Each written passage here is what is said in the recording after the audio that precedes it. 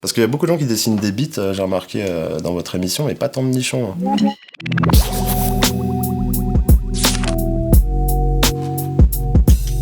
Mes premiers dessins, quand j'étais petit, je copiais comme beaucoup de gamins les BD, les Lucky Luke et tout ça. Vers 3-4 ans, en fait, j'étais fasciné par Tarzan. Je faisais des cheveux comme ça. Je comprenais pas que sous son pagne, il n'y a pas sa bite qui dépasse. Systématiquement, je lui dessinais la bite. Voilà. Et c'est vrai, hein. C'est pas pour faire le malin. Hein. Dès 3 ans, il y avait une fascination pour tout ce qui était pénis. Ado, je commençais déjà à perdre mes cheveux. J'ai commencé à perdre mes cheveux vers 14 ans. Pour cacher le truc, j'ai essayé de faire une espèce de pseudo-crête. Comme ça, voilà, les golfs, comme on appelle ça les cachait un peu et du coup j'avais l'impression d'être un peu rebelle. Là, je me dessine comme ça, mais j'étais pas du tout mignon. Je regardais une sitcom sur France 2 qui s'appelait Pizzanex. Le mâle alpha de la sitcom, il avait un bandana, donc j'en ai mis un. Et il avait un cuir, donc j'en avais mis un aussi. Et là, c'était aussi la période où j'étais passé de fan de Phil Collins à fan de punk. Et voilà, le grand écart. Je sais pas si c'était mon modèle, mais il y a mon premier vrai gros choc sexuel qui arrive à l'adolescence, hein, généralement. Il y avait Lois et Clark, il y avait Terry Hatcher et Dean Cain, mais il y avait surtout, paix à son âme, Anna Nicole Smith, qui était un modèle Playboy à l'origine, il me semble, qui était un petit peu plus voluptueuse que la moyenne. Elle n'avait pas inventé le fil à couper le beurre, mais elle avait une belle énergie. Elle avait joué dans un direct ou DVD pseudo piège de cristal, qui est absolument magique. En fait, elle, qui est John McClane, donc déjà ça marche pas. Et en plus, elle sait pas jouer, et elle avait clairement des problèmes à base de médicaments et d'alcool. Ça a été une vraie révélation pour moi de voir qu'une femme avec un petit ventre, avec des grosses cuisses et tout ça, c'était ce que je préférais plutôt que Kate Moss, qui était à l'époque l'égérie absolue. Anna Nicole. Paix à son âme. Au tout départ, moi, ce qui m'a vraiment donné, celui qui m'avait donné envie de faire la BD, c'est, on parlait de Spirou, c'est vraiment, c'est le Spirou de Tom et Jean-Ry. Mon premier grand amour, ça a été vraiment Spirou. Et après, il y a eu les mangas. Là, c'était la personne qui a eu le Grand Prix, notamment cette année à Angoulême, donc Rumiko Takahashi. Ça a commencé par les Chevaliers du Zodiaque, Jeanne et Serge, ok. Et puis il y a eu ce moment où je suis tombé sur le premier épisode de La Mue et où mon cerveau il a tilté, quoi. Il a fait merde, putain, c'est pas possible de faire un truc aussi taré. C'est ce qui m'a donné envie de faire un truc, d'aller sur les trucs qui étaient plutôt rigolos, sexy rigolo. Voilà. Et d'ailleurs, je vais encore dessiner des nichons. Oh, le principe. Parce qu'il y a beaucoup de gens qui dessinent des beats, j'ai remarqué dans votre émission, mais pas tant de nichons.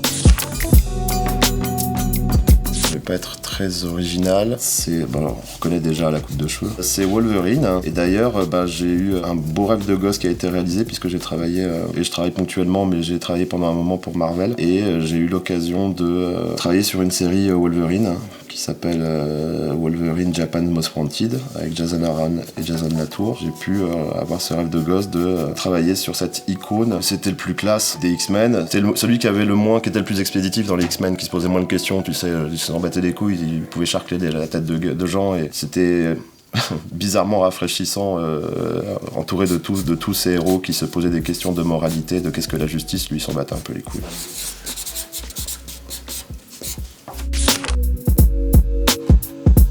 Après avoir beaucoup réfléchi, s'il faut en avoir qu'un seul, celui qui serait le plus pratique et le plus ouf, c'est clairement la télékinésie. Alors les connards qui disent voler, déjà tu fais ok, imagination zéro, réflexion nulle, super, tu voles, t'es content, très bien. Alors déjà avec la télékinésie, tu peux t'auto-kéléniser toi, et donc tu peux voler. Donc déjà ça c'est réglé. Ensuite, avec la télékinésie, tu peux donc faire bouger des objets à distance. Ok, donc t'as pas à te bouger pour choper la télécommande ou je sais pas quoi, donc ok. Mais surtout, tu peux tuer des gens très facilement. Tiens, je vais bouger ton cœur. Hop, tu crèves direct. C'est monstrueux comme pouvoir, c'est trop bien. Et aussi, ça c'est rigolo, tu peux aussi faire bouger des nichons à distance aussi. C'est techniquement du harcèlement sexuel, donc le faites pas chez vous. Hein. Si vous avez ce pouvoir, faut pas le faire.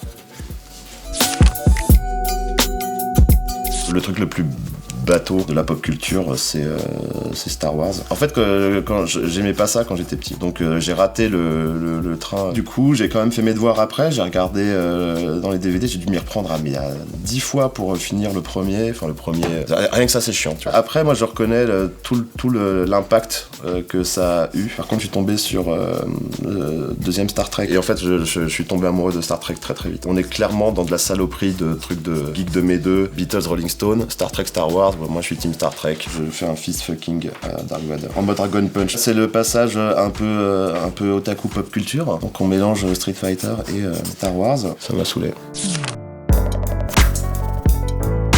Je vais m'appliquer un petit peu. Le dessin de cul, ça a deux avantages. Que d'une part, c'est un thème qui est une source d'inspiration inépuisable, hein, la libido, la perversion, le corps des femmes ou des hommes. Donc tu auras toujours envie de dessiner, pour ma part, une bite ou des nichons. Et le deuxième avantage, c'est que quand tu fais du cul, tu révises à mort ton anatomie. C'est une manière beaucoup moins chiante de réviser un petit peu son anatomie. Et le cul, c'est un peu comme le rire, quoi. Soit ta blague, elle est bien posée, elle fait marrer les gens, et là, la sanction, elle est directe. Soit ils bandent ou il mouille, soit il bande pas, ou il mouille pas. C'est pareil, tu peux pas dire ah oui mais non, mais en fait ce que je voulais faire c'est ça. C'est non, c'est la réponse doit être immédiate, quoi. Moi j'aime bien faire le décolleté dit cœur. Je vous dis tout de suite, hein, je vais pas faire vraiment du vrai porno parce que sinon vous allez vous faire flaguer la vidéo direct. C'est vachement bien pour bosser l'anatomie, mais quand on dessine des très gros seins aussi, c'est un truc qui te permet de pas dessiner la moitié du corps, donc de cacher en fait le fait que t'as pas révisé.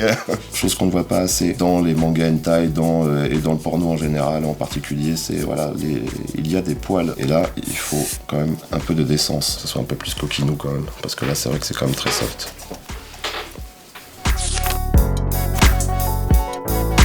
Ah oui, alors Dora l'exploratrice du cul, c'était parce que quand il fallait que je trouve un concept de série animée pas cher, qui est devenu Pipoudou de Bobby Pills, meilleure série pour enfants. On apprend des choses vraiment utiles, pas des conneries genre l'alphabet, mais où se trouve le clitoris, le point G, la prostate. Qu'est-ce qu'on peut faire avec une prostate? Et les hommes n'explorent pas assez leur prostate. Et donc si Dora l'exploratrice du cul, écoute, attends, comment je peux me démerder? Là c'est le cul de Pipoudou, je sais plus comment elle est avec sa coupe au bol de merde là. C'est Dora qui est dans le cul de Pipoudou. Ce qui compte c'est de dessiner avec son cœur et de pas avoir peur du jugement d'autrui. Shipper, arrête de shipper, c'est pas de P à shipper.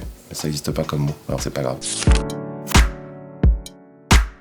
Phil Collins. Je sais pas pourquoi. Franchement, il y a des trucs, des fois, tu sais, c'est pas toi qui choisis, c'est la vie qui choisit pour toi. T'as 11 ans, tu tombes sur, je sais pas c'était quoi, t'as un clip de Genesis en 91, donc ça devait être l'album Weekend Dance, et c'était peut-être I Can Dance d'ailleurs. Alors je sais pas du tout dessiner Phil Collins, hein, donc c'est un mec qui a une tête de banquier. C'est un mec qui n'a pas du tout une tête de rockstar. Il a une voix très particulière quand même, à la limite du désagréable. C'est pas du tout Phil Collins. Hein. Alors ce que je vais faire, c'est que je vais dessiner derrière une énorme batterie. C'est lui qui m'a donné à 11 ans envie de faire de la batterie. Par extension, ça m'a fait découvrir le prog rock, vraiment, et puis après Pink Floyd, Yes, et tout ça. Je comprends pas pourquoi un gamin de 11 ans trouve Phil Collins cool. Il est cool, Phil Collins c'est cool. Le jour où Phil Collins meurt, moi je suis effondré. Hein. Je suis pas bien. Vous me parlez pas de la journée. Hein. Regardez-moi ça.